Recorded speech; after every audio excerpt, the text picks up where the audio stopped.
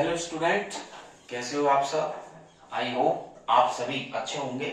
और चलते हैं आज की क्लास में आरजी सर के साथ ओशियन ऑफ साइंस। और आज की जो क्लास रहेगी वो केमिस्ट्री की रहेगी, रसायन विज्ञान की। ठीक है। और जैसा कि लास्ट क्लासेस में मैंने आपको जो रसायन विज्ञान की हमारी लास्ट क्लास थी, ठीक है, केमिस्ट्री की, उसमें मैंने आपको मेटल्स की जो धातुओं की रिएक्शन थी वो बताई थी। तो फर्स्ट टाइम तो हमने मेटल्स को ऑक्सीजन से रिएक्ट करवाया था, तो हमने क्या बनाया था, मेटल ऑक्साइड। तो आपके जो फर्स्ट थी उसमें हमने मेटल ऑक्साइड बनाया था, यानी कि धात्विक ऑक्साइड। ठीक है। और जो कि बेसिक नेचर की होती है, और मेटल ऑक्साइड जो बना था फर्स्ट टॉपिक में, वो सेकंड में उसका नेचर हमने निकाला था, नेचर ऑफ मेटल ऑक्साइड। तो ये हमारा सेकंड टॉपिक था, यानी कि प्रकृति, हमने धात्विक ऑक्साइड की प्रकृति निकाली थी, जिसमें अलग अलग उसमें हमने रिएक्शन करवाई थी, कि उसमें हमने वाटर से भी करवाया था। और मेटल्स की जो रिएक्टिविटी सीरीज होती है, प्रति जो अभिक्रियाशीलता का जो क्रम होता है, सबसे पहले उसमें पोटेशियम आती है, देन सोडियम आती है, कैल्शियम आती है, बेरियम आती है, और ऐसे चलते चलते देन हाइड्रोजन, कॉपर, जिंक। ठीक है।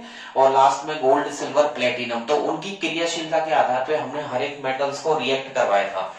अब जो उसी टॉपिक में जो लास्ट क्लास में मैंने आपको बताया था कि मेटल्स की हमने जो अलग अलग मेटल्स थी, जिसमें पोटेशियम में सोडियम की रिएक्शन हमने करवाई थी, जो वाटर से अच्छे से ये रिएक्ट कर लेता है, विगोरसली रिएक्ट करता है, आक्रामक तरीके से, और आग भी पकड़ लेता है। तो उसको बचाने के लिए हमने केरोसिन में रखते हैं। उसके बाद में मैंने आपको कैल्शियम और मैग्नीशियम की रिएक्शन भी आपको बताई थी, कि जो कैल्शियम और मैग्नीशियम होता है वो भी वाटर से रिएक्ट कर लेता है। वाटर से रिएक्ट करने के बाद कैल्शियम हाइड्रोक्साइड और मैग्नीशियम हाइड्रोक्साइड बनाता है। देन मैंने आपको बताया था एल्यूमिनियम जिंक की reaction, aluminium zinc and iron की, कि ये भी क्या वाटर से रिएक्ट करते हैं। तो इनको वाटर से यानी कि जल से रिएक्ट करने की जरूरत ही नहीं है। और जल की स्टीम जो होती है, वाटर की स्टीम यानी कि जो जल की वाष्प होती है, वो उसी से ही रिएक्ट कर लेते हैं, एल्युमिनियम ऑक्साइड बना देता है। यदि जिंक रिएक्ट करेगा तो जिंक ऑक्साइड बना देता है। अंडरस्टैंड। और जो एल्युमिनियम करेगा तो Al2O3 का फॉर्मेशन करेगा, और आयरन करेगा तो Fe3O4 जो रस्ट बनाएगा। और लास्ट में जो प्लेटिनम, गोल्ड, सिल्वर है, इनका वाटर से कोई कांटेक्ट नहीं है, वाटर से ये रिएक्ट नहीं करते हैं। आज की क्लास में मैं आपको जो एल्युमिनियम, जिंक और आयरन है, कौन कौन से, aluminium, zinc, aluminium, zinc and iron, क्या हॉट और कोल्ड वाटर से रिएक्ट करते हैं, नहीं करते, तो क्या इन वाटर की जो वाष्प होती है, भाप, उससे रिएक्ट कर लेते हैं। तो उसके बारे में हम एक एक्टिविटी में आपको आज की क्लास में पढ़ाने जा रहा हूं, तो देख लीजिएगा। और वीडियो को स्किप तो नहीं करना है, ठीक है, लास्ट तक क्लासेस लेनी है आपको, तो देखिएगा। तो आज की जो एक्टिविटी है वो है एल्यूमिनियम, आयरन यानी कि लोहा, और जिंक, इनकी रिएक्शन हम मैंने लिखा है do not react either with cold और हॉट वाटर। ठीक है, ठंडे पानी और गर्म पानी से रिएक्ट नहीं करते, लेकिन ये किससे रिएक्ट करते हैं, वाष्प यानी कि पानी की भाप से ये रिएक्ट कर लेते हैं, और क्या बनाते हैं, मेटल ऑक्साइड। ठीक है, क्या बना देते हैं, मेटल ऑक्साइड, यानी कि धात्विक ऑक्साइड का निर्माण, धात्विक ऑक्साइड का निर्माण करते हैं। और साथ में कौन सी गैस रिलीज होती है, हाइड्रोजन। तो हम इसे प्रैक्टिकल करने के लिए, इस एक्टिविटी को मैं आपको प्रैक्टिकल करके बताऊंगा यहाँ पर। तो इसके लिए देखो, सबसे पहले तो क्या लेना है, सबसे पहले तो आपका एम हो गया, ठीक है, आपका उद्देश्य क्या है। हमारा उद्देश्य है कि जो धातुएं हैं एल्यूमिनियम, जिंक और आयरन, उसको हम वाटर की स्टीम से रिएक्ट करवाएंगे। तो उसके लिए हमें मटेरियल की आवश्यकता है, कि हमें क्या क्या चाहिएगा। तो देख लीजिएगा, हमें बीकर की आवश्यकता होगी। तो देखिएगा, मटेरियल रिक्वायर्ड, तो कौन कौन से मटेरियल की आवश्यकता होगी, मटेरियल रिक्वायर्ड, मैंने लिखा है मटेरियल रिक्वायर्ड मतलब आवश्यक सामग्री। आवश्यक सामग्री में हम एक तो लेंगे बीकर, ठीक है, हमें बीकर की आवश्यकता होगी। बीकर के बाद हम gas jar, delivery tube, stand, इनका भी लेंगे। ठीक है, गैस जार, डिलीवरी ट्यूब की आवश्यकता होगी, क्योंकि जो गैस निकलेगी वो आगे दूसरी जगह ट्रांसफर करेंगे, डिलीवरी ट्यूब हो गया। स्टैंड की हमें आवश्यकता होगी, स्टैंड, हमें एक मेटल की आवश्यकता होगी, धातु की, क्योंकि उसके बिना रिएक्शन होगी नहीं। तो देखिएगा, बीकर लिया है, गैस जार है, डिलीवरी ट्यूब है, स्टैंड है, और मेटल हो गया। ठीक है, मेटल सैंपल हम ले लेंगे। वाटर, वाटर की आवश्यकता पड़ेगी हमें, ठीक है, क्योंकि वाटर की हम स्टीम बनाएंगे, वाटर है। फिर हमें ग्लास वूल भी लेंगे, ठीक है, एक ऊनी कपड़ा भी हमें यहाँ पर जरूरत पड़ेगा। कॉर्क की भी आवश्यकता होगी। तो ये कुछ मटेरियल्स है, कुछ सामग्री है जिनकी हमें आवश्यकता होगी इस प्रैक्टिकल में, क्या क्या है, हमें बीकर की आवश्यकता होगी, गैस जार है, डिलीवरी ट्यूब हमें चाहिए गैस को पास करने के लिए, अंडरस्टैंड, स्टैंड को, जैसे जो ट्यूब होती है उसको हम तो पकड़ के नहीं खड़े रहेंगे, हमें स्टैंड की आवश्यकता होगी, मेटल जो मेटल सैंपल, यहाँ पर मेटल धातु का एक टुकड़ा चाहिएगा, मेटल सैंपल की आवश्यकता होगी, वाटर भी चाहिएगा, ग्लास बूल और कॉर्क की भी आवश्यकता यहाँ पर पड़ने वाली है, ठीक है। और प्रोसीजर में जो हम इसकी प्रक्रिया है, थर्ड पॉइंट जो आता है वो आता है आपका प्रोसीजर। प्रोसीजर मतलब इसकी जो प्रोसेस है, जो प्रक्रिया है, वो क्या करेंगे हम करने वाले हैं। पहले तो हम जो पूरा सेटअप है, जो भी सामग्री हमने ली है मटेरियल को, उनको डायग्राम के अनुसार हम लोग व्यवस्थित कर लेंगे, और एक जो टेस्ट ट्यूब ली है उस टेस्ट ट्यूब को मतलब हम एक बर्नर के ऊपर रखेंगे, और उस टेस्ट ट्यूब में हम एक मेटल का टुकड़ा डाल देंगे आगे की तरफ, और पीछे हम जो ऊनी कपड़ा आपने लिया ग्लास वुड, उसको पानी में भिगो करके उसके अंदर रख देंगे। अब क्या होगा, जैसे ही वो टेस्ट ट्यूब के नीचे बर्नर हम लगाएंगे, वो गर्म होगा, तो ग्लास बूल से क्या होगा, गर्म होकर के वो हीट गेन करके, ऊष्मा पा करके जो वाटर है उसकी वॉश बनेगी, उसकी जो भाप बनेगी, वो भाप आगे जाएगी, और आगे जो रास्ते में है वो एक मेटल का टुकड़ा रख देंगे, हम कोई भी मेटल सैंपल ले लेंगे, धातु का टुकड़ा, तो वो उससे रिएक्ट करेगा, और जो गैस निकलेगी वो हाइड्रोजन, उसका हम एनालिसिस कर लेंगे, अंडरस्टैंड। तो हम देखिए एपरेटस को डायग्राम के अनुसार व्यवस्थित कर लेंगे, और जो मेटल है, मेटल कौन कौन सी है, चाहे वो सोडियम हो, कैल्शियम हो, एल्यूमिनियम हो, ठीक है, कौन कौन सी, सोडियम है, चाहे वो कैल्शियम है, आयरन है, ठीक है, एल्यूमिनियम है या जिंक है, कोई सी भी मेटल का हम यहाँ पर ले सकते हैं। लेकिन हम लोग जो लेने वाले हैं वो यहाँ पर एक तो एल्यूमिनियम लेंगे, या फिर हम आयरन लेंगे, या जिंक लेंगे, तीनों में से एक मेटल का सिलेक्शन यहाँ पर हमें करना रहेगा। आप एल्यूमिनियम ले सकते हैं, आयरन ले सकते हैं, ठीक है, या जिंक ले सकते हैं, ठीक है। और आपको क्या करना है, बीकर लेना है, ठीक है, उस बीकर में ग्लास बूल को डालकर भिगो करके एक टेस्ट ट्यूब के अंदर हम लोग, जैसे कि ये टेस्ट ट्यूब लेंगे, इस टेस्ट ट्यूब के अंदर हम लोग वो ग्लास बूल डाल देंगे, और नीचे हम क्या लगा देंगे, बर्नर, बर्नर से इसको गर्म करेंगे, तो जो जैसे ही ये ग्लास बूल हीट लेगा, मतलब गर्म होगा, तो इसमें से भाप निकलेगी, यानी कि वाटर की स्टीम निकलेगी, और आगे एक मेटल का टुकड़ा हम लोग यहाँ पर टेस्ट ट्यूब के अंदर रखने वाले हैं। तो देख लीजिएगा, मैं इसका डायग्राम बनाने जा रहा हूँ, आप लोग भी प्रैक्टिस करना। और अच्छा है, ये है एक्शन, जो एक क्वेश्चन आता है वो आता है, ये action of steam with water, किसका आता है, action of steam with metal, या action of metals, action of metal यानी कि धातु की क्रिया, action of metal with steam यानी कि पानी की जो भाप होती है, भाप के साथ किसी धातु की क्रिया किस प्रकार से होने वाली है। तो एक्टिविटी है action of metal with steam, यानी कि धातुओं की भाप के साथ क्रिया, ठीक है। चले तो हम लोग यहाँ पर डायग्राम की तरफ बढ़ते हैं, और डायग्राम जो रहेगा आपके यहाँ पर देख लीजिएगा, मैं यहाँ से हटा देता हूँ, इसको रफ कर देता हूँ, और डायग्राम पर बढ़ते हैं। डायग्राम आप लोग जो बनाएंगे वो स्केल और उसकी हेल्प से बनाएंगे, सिस्टमेटिक बनाएंगे, अंडरस्टैंड। मैं यहाँ पे हेडिंग डाल रहा हूँ डायग्राम, यानी कि जो चित्र रहेगा ये भी 2 नंबर का है, डायग्राम भी यहाँ पर 2 नंबर, आपको अगर अच्छे से आता है तो आपको 2 नंबर यहाँ पर दिलवा कर जाएगा। हम यहाँ पर एक टेस्ट ट्यूब बनाते हैं, ठीक है, यहाँ पर एक हम टेस्ट ट्यूब ले लेते हैं, अंडरस्टैंड। यहाँ पर देख लीजिएगा, यहाँ पर हम टेस्ट ट्यूब लेते हैं, ये मैंने टेस्ट ट्यूब बना दी, ठीक है, यहाँ पर मैंने ये टेस्ट ट्यूब बना दी है, और ये टेस्ट ट्यूब हमको क्या लेना है, थोड़ा सा हॉरिजॉन्टल रखना है, टेस्ट ट्यूब को क्या रखना है, हॉरिजॉन्टल, इस तरीके से, ठीक है। इस टेस्ट ट्यूब के जो आगे की तरफ जो ओपन माउथ रहता है, यहाँ पर हम लोग, यहाँ पर जो ओपन माउथ रहता है, यहाँ पर हम लोग कॉर्क लगा देंगे, अंडरस्टैंड। इस टेस्ट ट्यूब के अंदर मैं ग्लास बूल रखने वाला हूं, ठीक है। यहाँ पर मैंने टेस्ट ट्यूब के जो अंदर है, टेस्ट ट्यूब के अंदर मैं ग्लास बूल रखूंगा, ठीक है। यहाँ पर मैंने ये रख दिया ग्लास बूल, ठीक है, ये हो गया मेरा ग्लास बूल। ये रेड कलर के मार्कर से मैंने रख दिया है। एक जो ऊनी कपड़ा आपने लिया था उसको भिगो करके रख दिया। आगे की तरफ यहाँ पर मैंने एक मेटल का सैंपल रख देता हूँ। ये मैंने एक मेटल का सैंपल यहाँ पर रख दिया ग्रीन मार्कर से, देख लीजिएगा, ठीक है, आपको दिख रहा है। तो यहाँ पर ग्लास बूल रख दिया है टेस्ट ट्यूब के अंदर, और यहाँ पर जो मैंने है यहाँ पर ग्रीन मार्कर से मैंने धातु का यहाँ पर एक टुकड़ा रख दिया है। आगे की तरफ यहाँ पर हम ट्यूब लगाएंगे, डिलीवरी ट्यूब। तो देख लीजिएगा, यहाँ पर डिलीवरी ट्यूब लगाने वाले हैं, तो ये हो जाएगी आपकी delivery tube, understand. Delivery tube है, आगे की तरफ हम लोग इसको यहाँ से पैक कर देंगे।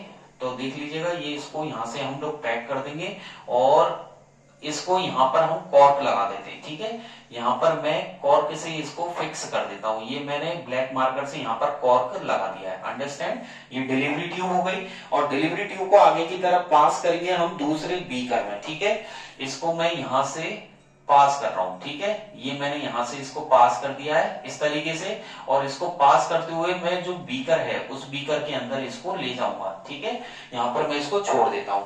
अब एक्चुअली क्या है कि ये टेस्ट ट्यूब कैसी है, हॉरिजॉन्टल है, तो इसे हम तो पकड़ के खड़े नहीं रहेंगे, तो इसके लिए मैं एक स्टैंड लगा देता हूं।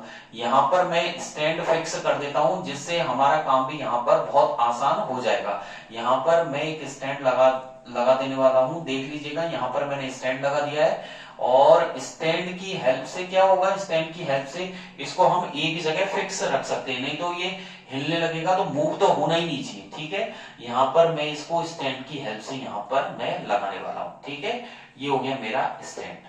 अंडरस्टैंड, ये मेरा स्टैंड हो गया, यहाँ पर मैंने इसको फिक्स कर दिया है। ठीक है, और इधर की तरफ मैं एक बर्नर लगाऊंगा यहाँ पर, क्योंकि ये रेड कलर से जो हमने ग्लास रूल रखी है इसको हम गर्म करेंगे, तो यहाँ पर मैं क्या रखने वाला हूँ, एक बर्नर मैं यहाँ पर रखने वाला हूँ। तो ये मैंने एक बर्नर यहाँ पर सेट कर दिया है, ये हो गया बर्नर। यहाँ पर बर्नर की हेल्प से हम लोग क्या करेंगे, इसे गर्म कर देंगे। ठीक है, और यहाँ पर मैंने इसका एक स्विच बना दिया है बर्नर का, देख लीजिएगा, इसे हम कम ज्यादा इसको कर सकते हैं। और यहाँ पर ये रही फ्लेम्स। ठीक है, तो ये बर्नर की हेल्प से हम इसको गर्म करेंगे ग्लास वूल को। ठीक है, ये हो गया। तो बर्नर से इसको हम गर्म करेंगे तो क्या निकलेगी, इसमें से हीट, ये हीट गेन करेगा तो इसमें से क्या निकलेगी, इसमें से भाप निकलेगी। अंडरस्टैंड, और डिलीवरी ट्यूब हम इसको आगे की तरफ एक जो बीकर में हम लोग क्या लेंगे, वाटर लेंगे, तो एक बीकर में इसको रख देते हैं। तो इसको थोड़ा सा और शार्पली इसको मोड़ देते हैं यहाँ से, एक सेकंड देख लीजिएगा, यहाँ से मैं इसको ऐसे इस तरीके से कर्व कर देता हूं। ठीक है, ये मैंने कर्व कर दिया है और इसको यहाँ पर मैं एक बीकर लगा देता हूं। ये मैंने एक बीकर यहाँ पर सेट कर दिया है, ये हो गया बीकर। ठीक है, यहाँ पर बीकर हमने सेट कर दिया है और इसका जो माउथ है वो इस तरीके से हम लोग यहाँ ओपन कर देते हैं। ठीक है, यहाँ पर मैंने बीकर में इसे ओपन माउथ करके छोड़ दिया है। यहाँ पर एक जार हम लोग रिवर्सिबल जो उल्टा है, इन्वर्टेड, यहाँ पर एक जार हम लोग ले लेते हैं, इसको मैं उल्टा यहाँ पर सेट कर दूंगा। ये हो गया मेरा जार, ये इस तरीके से यहाँ पर मैंने जार को सेट कर दिया है। ठीक है, और इसका माउथ मैंने यहाँ पर खोल दिया है। तो देख लीजिएगा, डिलीवरी ट्यूब के यहाँ पर मैंने गैस जार लगा दी, यहाँ पर एक जार लगा दिया है ग्लास का। ठीक है, वाटर गैस जार हो जाएगा, इसके अंदर हाइड्रोजन गैस है। यहाँ पर मैं वाटर ले लेता हूँ। ठीक है, यहाँ पर मैं वाटर ले लेता हूँ, ये मेरा हो गया। ठीक है, यहाँ पर मैंने बीकर को वाटर से फिल कर दिया है, देख लीजिएगा, आपको क्लियर नजर आएगा। और अंदर की तरफ जो है, अंदर की तरफ मैं इसको फिल कर देता हूँ। ये मैंने अंदर की तरफ इसमें यहाँ पर फिल कर दिया है, तो ब्लू मार्कर से देख लीजिएगा, अंदर की तरफ मैंने फिल कर दिया है। तो ये हो जाएगा वाटर गैस जार। ठीक है, यहाँ पर मैं लिख देता हूँ वाटर गैस जार। अंडरस्टैंड, और इसके अंदर जो बबल्स, ये ब्लैक मार्कर से मैं यहाँ पर बबल्स बना रहा हूँ, देख लीजिएगा, ये बबल्स निकल रहे हैं। ये बबल्स जो है वो हाइड्रोजन गैस के हैं। किसके हैं ये, हाइड्रोजन गैस। तो मैंने यहाँ मेंशन कर दिया है स्क्रीन पर, हाइड्रोजन गैस। अंडरस्टैंड, तो डिलीवरी ट्यूब हो गई, हाइड्रोजन गैस हो गई, वाटर गैस जार आपके वाटर गैस हो ही जाएगा, वाटर गैस जार। बीकर, यहाँ पर ये जो हमने लिया है इसको दे देते हैं यहाँ पर बीकर, तो ये आपका बीकर हो गया है। ठीक है, यहाँ पर स्टैंड पर हम लोग यहाँ रख देते हैं इसको, ये हो गया स्टैंड आपके। अंडरस्टैंड, ये हो गया, एक टेबल पर मैंने इसको सेट कर दिया है सब कुछ। यहाँ पर ये टेबल पर मैंने इसको यहाँ पर रख दिया है। ठीक है, यहाँ पर इसको स्टैंड को बना देते हैं। ठीक है, ये आपका स्टैंड हो जाएगा, और इसको भी थोड़ा सा नीचे की तरफ इसको ले आते हैं, ये हो जाएगा।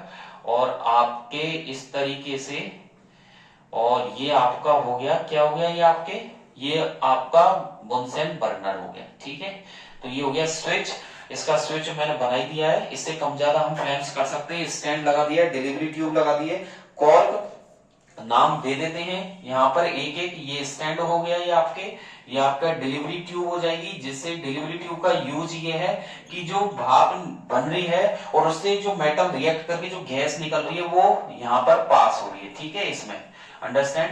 ये आपके कॉर्क हो जाएगा, यहाँ पर लिख देते हैं कॉर्क। और ये आपके टेस्ट ट्यूब हो जाएगी, ये टेस्ट ट्यूब हो गई, अंडरस्टैंड। ये जो ग्रीन मार्कर से यहाँ पर लिख देता हूं मैं मेटल सैंपल, यानी कि धातु का सैंपल लिया गया है, मेटल सैंपल, धातु का टुकड़ा। यहाँ पर हम लिख देते हैं ये आपका बर्नर हो जाएगा, बर्नर हो गया। ये यहाँ पर जो है वो है आपके ग्लास वूल, ठीक है, क्या है ये ग्लास वूल है। और ग्लास वूल जो है वो सोक्ड इन वाटर, पानी में भीगी हुई है, तो मैं यहाँ लिख देता हूं सोक्ड इन वाटर, यानी कि इसका मतलब है पानी में भीगी हुई ग्लास वूल, ठीक है। तो ये बर्नर हो चुका है, ये टेस्ट ट्यूब हो गई, ये glass wool soaked in water, पानी में भीगी हुई आपके ग्लास वूल हो गई, ये धातु का टुकड़ा हो गया, कॉर्क हमने लगा दी, डिलीवरी ट्यूब हो गई, स्टैंड हो गया, बीकर हो गया आपके, ठीक है। और बर्नर मैंने यहाँ पर दे दिया है। मेटल सैंपल जो हमने लिया है यहाँ पर वो हम आयरन का लेंगे, लोहे का लिया है हमने, किसका लिया है, Fe यानी कि लोहे का, ठीक है। और ये आपके टेस्ट ट्यूब, या इसको दे देते हैं बॉइलिंग ट्यूब, ये बॉइलिंग ट्यूब ले लेते हैं, बॉइलिंग ट्यूब, ठीक है। तो ये बॉइलिंग ट्यूब हो गई। वाटर गैस जार हो गया, हाइड्रोजन गैस। तो इसमें एक्चुअली क्या हो रहा है देखिएगा, जब हम ग्लास वूल को पानी में भिगोकर इस बॉइलिंग ट्यूब के अंदर रख रहे हैं और बर्नर से इसको गर्म कर रहे हैं, तो ये जो वाष्प है, इसकी जो भाप है वो आगे की तरफ आ रही है। रास्ते में हमने एक धातु का टुकड़ा लिया और ये धातु लिए हमने लोहा, आयरन रखा है, आयरन से ये रिएक्ट करके जो गैस निकली है वो डिलीवरी ट्यूब के माध्यम से बीकर में यहाँ पर जा रही है। और बीकर में जब जा रही है तो ऊपर से हमने यहाँ पर एक गैस जार को सेट कर दिया है, इस गैस जार में वाटर, और जब गैस निकलेगी तो हमने इसको खुला इसलिए नहीं छोड़ा है क्योंकि हो सकता है हाइड्रोजन गैस से हमें कोई परेशानी हो जाए, ठीक है, कोई ना कोई परेशानी हो सकती है, इसलिए वो परेशानी ना हो तो उसके लिए हमने गैस जार को ऊपर से इन्वर्टेड यानी कि उल्टा इसमें हमने रख दिया है, ठीक है। और जब बबल्स बनने लगे तो बबल्स जो बनेंगे वो हाइड्रोजन गैस के हैं। तो इससे ये पता चलता है कि जब कोई भी, चाहे वो एल्यूमिनियम हो या लोहा हो, आयरन या जिंक हो, वो ठंडे या गर्म पानी से रिएक्ट नहीं करते हैं बल्कि पानी की भाप से ही कर लेते हैं, यानी कि वाटर से तो करते ही करते हैं, वो तो वाटर से तो कर ही लेंगे, लेकिन कई बार क्या होता है कि वाटर कंपलसरी नहीं, उसकी भाप या अगर नमी आ जाए तो लोहे पर जंग लग जाती है। तो कई बार क्या होता है बारिश के दिनों पे लोहा, एल्युमिनियम पे जो आयरन के जो गेट होते हैं, लोहा होता है, उस पर जंग तो लगती है, लेकिन कई बार कंपलसरी वाटर नहीं, उसकी भाप भी हो तो उससे भी उन पर फर्क पड़ जाता है, अंडरस्टैंड। तो ये यहाँ पर ये प्रैक्टिकल आपको शो करता है, क्या बताता है कि जो आयरन है वो रिएक्ट करता है स्टीम से और हाइड्रोजन गैस देता है, ठीक है। तो यहाँ पर ये प्रैक्टिकल है, ये डायग्राम है, इसको अच्छे से अपने माइंड में सेट कर लीजिए, ठीक है। तो हम चलते हैं और इसका कंक्लूजन मैं आपको बताता हूं। तो इसका कंक्लूजन ये कहता है कि जो आयरन है, आयरन वाटर की स्टीम से रिएक्ट कर लेता है और कौन सी गैस देता है, हाइड्रोजन गैस। कौन सी गैस देता है, हाइड्रोजन गैस यहाँ पर देता है, ठीक है, अंडरस्टैंड। तो मैं यहाँ लिख रहा हूं कंक्लूजन, यानी कि इसका जो निष्कर्ष है, कंक्लूजन बोले तो निष्कर्ष, ठीक है। तो निष्कर्ष ये बताता है कि जो आयरन है यानी कि लोहा है, आयरन रिएक्ट्स, लोहा रिएक्ट करता है, आयरन रिएक्ट्स विद स्टीम, ठीक है, यानी कि भाप से, और इसे बोलते हैं वाष्प भी इसे बोलते हैं। तो iron reacts with steam and give, क्या देता है, हाइड्रोजन गैस, यानी कि ये हाइड्रोजन गैस देता है, ठीक है, ये हो गया।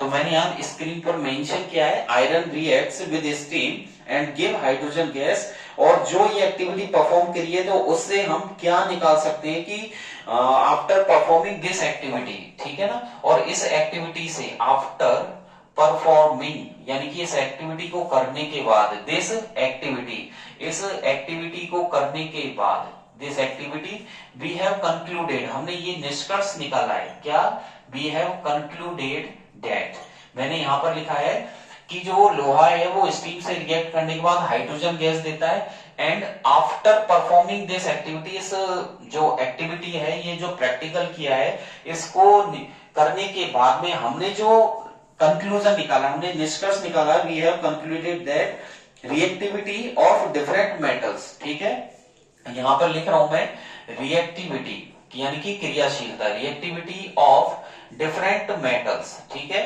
डिफरेंट मेटल्स मतलब जो अलग अलग धातु लिए हमने, क्या है अलग अलग, मैंने आपको जो अभी बताया है वो आयरन से बताया है, आप सोडियम से भी कर सकते हैं, एल्यूमिनियम जिंक से भी कर सकते हैं। तो अलग अलग मेटल्स की लेके देखनी पड़ेगी आपको, काफी लंबी एक्टिविटी है।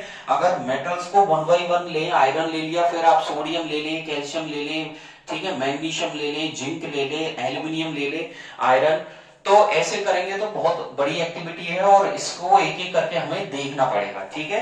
तो मैं आपको यहाँ पर कंक्लूजन ये बता रहा हूं, we have concluded that reactivity of different metals towards water can be, towards water यानी कि पानी की तरफ जो होने वाली है, टुवर्ड्स वाटर पानी की तरफ, कैन बी जो हमने निकाली है, यानी कि जो अलग अलग मेटल्स है, अलग अलग मेटल्स जो रिएक्ट करती हैं टुवर्ड्स कैन बी, ठीक है, और हम लिख सकते हैं सम्ड अप यानी कि एस, यानी कि इस एक्टिविटी में हमने अलग अलग मेटल्स ली, एल्यूमिनियम, सोडियम, कैल्शियम, जिंक, और उनको करने के बाद हमने जो लास्ट में निष्कर्ष निकाला वो ये निकला कि सबसे ज्यादा किसकी है, सबसे ज्यादा जो क्रियाशीलता निकल के आई है वो आई है सोडियम की, ठीक है।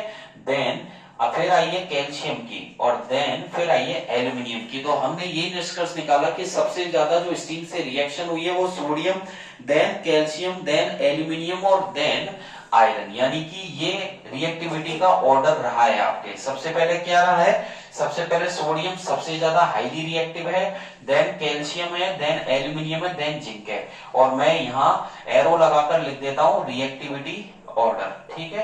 ये आपका क्रियाशीलता, रिएक्टिविटी बोले तो क्रियाशीलता का ये आपका ऑर्डर रहेगा, ठीक है। तो इस एक्टिविटी से हमने ये निष्कर्ष निकाला है कि सबसे ज्यादा सोडियम क्या है, रिएक्टिव मेटल है, फिर कैल्शियम, देन एल्यूमिनियम और सबसे कम आयरन है। अब हम आगे की तरफ चलेंगे, जो लास्ट में हमने पढ़ा था, जो थर्ड नंबर को मैंने आपको बताया था रिएक्शन विद वाटर, ठीक है। रिएक्शन विद वाटर होने के बाद हम फोर्थ नंबर पे चलेंगे रिएक्शन विद एसिड्स। तो आगे की तरफ बढ़ते हैं और हम चलते हैं रिएक्शन विद एसिड्स। तो हम मेटल्स की रिएक्शन यहाँ पर करवाएंगे किसके साथ, एसिड के साथ। तो देखिए मेटल जब एसिड से रिएक्ट करती है तो क्या बनाती है, सॉल्ट तो बनता ही है, और एक गैस निकलती है, उस गैस का नाम है हाइड्रोजन गैस। तो ये आपको ध्यान रखना है कि जो मेटल्स है और मेटल्स की रिएक्शन जब एसिड से होती है, किसी अम्ल से होती है, और अम्ल से रिएक्शन करने के बाद, ठीक है, वो क्या बनाती है, मेटेलिक सॉल्ट और हाइड्रोजन गैस। तो यहाँ पर हेडिंग रहेगी फोर्थ नंबर रिएक्शन, मैं यहाँ लिख देता हूं रिएक्शन विद एसिड्स। तो ये आपके क्या रहेगा, यहाँ पर हेडिंग रहेगी अम्लों के साथ क्रिया, मैं यहाँ पर मेंशन कर रहा हूं अम्लों के साथ क्रिया, ठीक है। अम्लों के साथ क्रिया पे हम लोग चलते हैं आगे की तरफ। और जब जो मेटल्स होती है, मेटल्स जो रिएक्ट करती है किससे, एसिड से, तो एसिड से रिएक्टिविटी के आधार पर करवाएंगे। तो देखिए मेटल जब डाइल्यूट एसिड से करती है तो मेटेलिक सॉल्ट और हाइड्रोजन गैस बनता है, ठीक है। तो देखिए क्या बनेगा, यहां पर लिख देता हूं मेटल्स, ठीक है। Metals react with dilute acid, ये पहले भी आ चुका है। डाइल्यूट एसिड का मतलब होता है तनु अम्ल यानी कि पतले, ठीक है। जो गाढ़े नहीं होते हैं डाइल्यूट एसिड से, यानी कि पतले जो अम्ल होते हैं उनके साथ धातु जब क्रिया करती है, तो मैंने यहां पर लिखा है metals react with dilute acid then form, जो बनाती है, देन फॉर्म मेटल सॉल्ट। क्या बनेगा, मेटल सॉल्ट बनेगा, metal salts, and release hydrogen gas. कौन सी गैस रिलीज होगी, हाइड्रोजन गैस। तो मैंने यहां पर लिख दिया है क्या कि यहां पर बनेगा मेटल सॉल्ट और साथ में हाइड्रोजन गैस रिलीज होगी। और यहां पर मैं एक इक्वेशन की फॉर्म में भी बता रहा हूं, यहां पर मैं लिख रहा हूं मेटल, ठीक है, प्लस मेटल की रिएक्शन करेंगे तो मेटल प्लस डाइल्यूट यानी कि तनु acids, metal plus dilute acids, ठीक है। और ये हो जाएगा, एरो का साइन मैंने लगा दिया है यहाँ पर, क्या बनेगा, मेटल सॉल्ट, यहाँ पर बनेगा मेटल सॉल्ट्स, यहाँ पर यानी कि जो धात्विक लवण है वो बनेगा मेटल सॉल्ट्स, प्लस कौन सी गैस निकलेगी, हाइड्रोजन गैस। और ये मैंने साइन ऊपर की तरफ दिखा दिया है। इस इक्वेशन से ये हमारा बहुत इजी हो जाता है लर्न करना कि जो मेटल्स होती है वो तनु अम्लों के साथ, तो मैं यहाँ हिंदी में भी लिख देता हूं धातु, है ना, यहाँ पर हो जाएगा तनु अम्ल, ठीक है, यानी कि तनु अम्लों के साथ जब कोई धातु रिएक्ट करती है तो वो धात्विक लवण बनाती है। ठीक है, यहाँ पर लिख दिया मैंने, धात्विक लवण बनाती है और साथ में कौन सी गैस निकलती है, यहाँ पर साथ में हाइड्रोजन गैस निकलती है। अंडरस्टैंड, ये आपके हो जाएगा। और इसके लिए हम मेटल्स लेने वाले हैं तो अलग अलग रिएक्टिविटी के आधार पर चलेंगे। हम किसके आधार पर चलेंगे, रिएक्टिविटी। तो सबसे पहले हम सोडियम की रिएक्शन पढ़ते हैं और सोडियम को मैं रिएक्ट करवाने वाला हूं यहाँ पर डाइल्यूट HCl से। किससे करवाऊंगा मैं, HCl। तो मैं यहाँ पर ले लेता हूं सोडियम, देन सोडियम को रिएक्ट करवाऊंगा, मैंने लिख दिया डाइल्यूट HCl यानी कि तनु HCl से। तो क्या बनेगा, NaCl। ठीक है, प्लस हाइड्रोजन गैस यहाँ पर रिलीज होगी। बैलेंसिंग के लिए क्या करते हैं, यहाँ पर 2 लगा देते हैं। ठीक है, 2 लगाएंगे तो यहाँ पर भी 2 लगा देंगे और यहाँ भी 2 लगा देंगे, तो रिएक्शन हो जाएगी 2Na plus 2HCl equals to 2NaCl plus H2। ठीक है, और यहाँ पर ये हो जाएगा सॉलिड। ठीक है, इसको हमने क्या लिया है, डाइल्यूट, यहाँ पर लिख दिया मैंने डाइल्यूट, देन ये आपका एक्वस हो जाएगा और ये गैस हो जाएगी। ठीक है, और दूसरी रिएक्शन अगर लोगे तो हम मैग्नीशियम की अगर लेना चाहे कि दूसरी मेटल के साथ करवाइए तो मैग्नीशियम को जरूर नहीं आप इसी से ही करवाओ, हम डाइल्यूट क्या लेंगे, H2SO4 भी आप ले सकते हो। ठीक है, सल्फ्यूरिक एसिड से करवाएंगे तो क्या बनेगा, MgSO4, मैग्नीशियम सल्फेट और प्लस साथ में हाइड्रोजन गैस यहाँ पर रिलीज हो गई। तो मैंने अब की बार मेटल चेंज कर दी है, मैंने मेटल लिया मैग्नीशियम, ये सॉलिड हो गया। यहाँ पर ये डाइल्यूट सल्फ्यूरिक एसिड है यानी कि हाइड्रोजन सल्फेट हमने एसिड लिया है जो पतला है, डाइल्यूट है, इसको यहां से करवाया तो क्या बना, मैग्नीशियम सल्फेट। इसका नाम है मैग्नीशियम सल्फेट जो कि एक्वस बना है और साथ में जो गैस निकली है वो है हाइड्रोजन गैस। तो नीचे जो मैंने लिखा है सॉलिड, डाइल्यूट, एक्वस गैस, ये इनकी फिजिकल स्टेट्स है। ठीक है, और अगर एक और रिएक्शन लेना चाहे कि नहीं सर हम तो कैल्शियम से करवाएंगे तो कैल्शियम को डाइल्यूट आप HCl से करवा सकते हैं या H2SO4 से करवा सकते हैं। तो कैल्शियम यहाँ सॉलिड लिया है, यहाँ पर ये डाइल्यूट हो गया। तो कैल्शियम की जब डाइल्यूट हाइड्रोक्लोरिक एसिड के साथ रिएक्शन होगी तो बनेगा CaCl2। क्या बनेगा, CaCl2 प्लस साथ में कौन सी गैस निकलेगी, हाइड्रोजन। तो इसके नीचे भी हम एक्वस लिख देते हैं और इसके नीचे गैस लिख देते हैं। तो देखिए मेटल्स आप कोई सी भी ले लें और यदि उसको डाइल्यूट एसिड से आप तनु अम्लों के साथ जब किसी मेटल को यानी कि धातुओं की रिएक्शन करवाते हैं तो मेटेलिक सॉल्ट बनता है, धात्विक लवण बनाते हैं, ये सब मेटेलिक सॉल्ट है। यहाँ पर NaCl बना है, सेकंड रिएक्शन में मैग्नीशियम सल्फेट बना है, थर्ड रिएक्शन में कैल्शियम क्लोराइड बना है, ये सब मेटेलिक सॉल्ट है। तो ये मेटेलिक सॉल्ट है, यहाँ पर ये हाइड्रोजन गैस हो गई, ये आपके सारे डाइल्यूट एसिड्स है और ये आपकी मेटल्स हो गई। ठीक है, अगर कोई चाहता है नहीं साहब हम जिंक से करवाएंगे तो देखिए जिंक ले लीजिए और जिंक की रिएक्शन यदि आप H2SO4 से करवाना चाह रहे हैं या HNO3 से करवाना चाह रहे हैं तो जिंक भी सॉलिड है क्योंकि धातु है, ठोस होती है। तो ये बनेगा ZnSO4, क्या बनेगा, जिंक सल्फेट प्लस साथ में हाइड्रोजन गैस निकल जाएगी, ये एक्वस हो गया और ये गैस हो गया। तो आप कोई सी भी मेटल ले सकते हैं, सोडियम है, मैग्नीशियम है, कैल्शियम है, जिंक है, अलग अलग डाइल्यूट एसिड्स के साथ इनकी रिएक्शन आप लोग करवा सकते हैं। तो अलग अलग एसिड के साथ जब किसी मेटल की रिएक्शन करवाओगे तो क्या बनेगा, मेटेलिक सॉल्ट बनेगा। ठीक है, और साथ में हाइड्रोजन गैस निकलेगी। अब यहाँ पर जो क्वेश्चन निकल के आता है वो मेन क्वेश्चन ये है कि जब मेटेलिक सॉल्ट तो आपके बन ही गया, हाइड्रोजन गैस निकली है, तो इस एक क्वेश्चन आता है कि यहाँ पर एक्वारेजिया क्या होता है। ठीक है, इसको मैं यहाँ से हटा देता हूँ। अब जो इंपॉर्टेंट क्वेश्चन आ रहा है ये एक नंबर के हैं सारे। एक नंबर में आपसे ये पूछ ले या 2 नंबर में आपसे ये पूछे कि what happen metals react with dilute acid. क्या होगा जब मेटल यानी कि धातु तनु अम्लों के साथ रिएक्ट होगी। तो आप ये लिखोगे इसमें कि when metals react with dilute acid then form metal salts and release hydrogen gas. जब धातुओं की क्रिया तनु अम्लों के साथ करवाई जाती है तो वो धात्विक लवण बनता है और साथ में हाइड्रोजन गैस रिलीज होती है। ये आपके यहाँ पे 1 नंबर का है। दूसरा जो रिएक्शन आता है वो अभी मैंने आपको बताई, कैल्शियम की ले सकते हैं, सोडियम की, मैग्नीशियम की, जिंक की, एल्यूमिनियम की। ठीक है, यहाँ पर कोई भी रिएक्शन आप ले सकते हैं। एसिड्स आप HCl हाइड्रोक्लोरिक रख सकते हैं, H2SO4 रख सकते हैं, HNO3 रख सकते हैं, यहाँ पर H2CO3 रख सकते हैं। कोई सा भी एसिड रख करके मेटेलिक सॉल्ट और हाइड्रोजन गैस यहाँ पर रिलीज होगी। अब जो चलते हैं ये 2 नंबर का क्वेश्चन है, इसको अच्छे से कर लेना, यहाँ आपको ये 2 नंबर दिलवा के जाएगा। आगे की तरफ चलते हैं, एक्वारेजिया की तरफ बढ़ते हैं। क्वेश्चन निकल के आता है, बहुत ही अच्छा क्वेश्चन है कि एक्वारेजिया क्या होता है। ठीक है, क्वेश्चन आता है यहाँ पर एक्वारेजिया। ठीक है, एक्वारेजिया क्या होता है? एक ऐसा हाई कंसंट्रेटेड सॉल्यूशन होता है, हिंदी में भी लिख देता हूं एक्वारेजिया। तो ये जो एक हाई कंसंट्रेटेड सॉल्यूशन होता है जिसका यूज मेटल्स को गलाने के काम में आता है। किसको? मेटल्स यानी धातुओं को गलाने के काम में आता है। इसे रॉयल वाटर के नाम से जाना जाता है और ये फ्रेशली प्रिपेयर्ड मिक्सचर होता है। ठीक है, तो यानी कि it is known as royal water. It is known as, यहां लिख देता हूं, it is known as royal water. इसे रॉयल वाटर के नाम से जाना जाता है और ये फ्रेशली यानी कि ताजा तैयार किया हुआ फ्रेशली मिक्सचर होता है जो कि तैयार किया जाता है।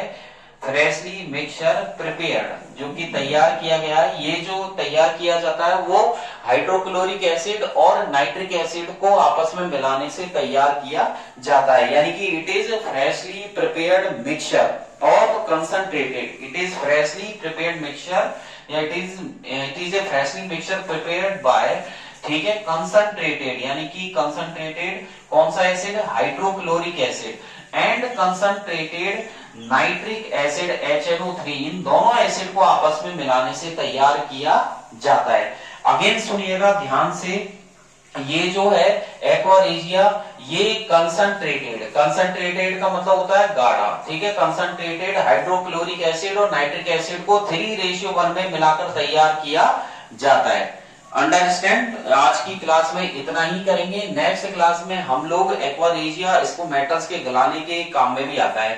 तो आज की क्लास में इतना ही। नेक्स्ट क्लास में मैं आपको लेके चलूंगा कि मेटल्स को आगे फर्दर हम लोग लेके चलेंगे कि सॉल्यूशन ऑफ मेटेलिक सॉल्ट। तो मैं आपको मेटल्स की reaction, solution of other metallic salts है और एक एक्टिविटी और करवाऊंगा मैं आपको जिसमें मेटल की रिएक्शन के बारे में भी बताऊंगा। आज की क्लास में इतना ही। डिस्क्रिप्शन में मैंने टेलीग्राम की लिंक दी हुई है जिसमें आपको वहां से टेलीग्राम पर क्लिक करके, उसकी लिंक पर क्लिक करके आप टेलीग्राम पेज पर भी मेरा RG sir ocean of science के नाम से चैनल है, वहां पर आप ज्वाइन कर सकते हैं और नए क्वेश्चन आंसर वहां से रीड आउट कर सकते हैं, राइट कर सकते हैं, लर्न कर सकते हैं। आपको आज की क्लास अच्छी लगी हो तो लाइक तो बनता ही है और बेल आइकन पर जरूर क्लिक कर देना जिससे मेरी लेटेस्ट वीडियोस सबसे पहले आप तक पहुंचे। ठीक है, आज की क्लास में इतना ही और नेक्स्ट क्लास में मैं आपको एक्वारेजिया भी एक बार फिर से रिवाइज कर दूंगा। ठीक है, आज की क्लास में इतना ही। बने रहिए आरजी सर के साथ। Thank you, bye bye. ठीक है, और मेहनत तो करनी है, पढ़ाई भी करनी है।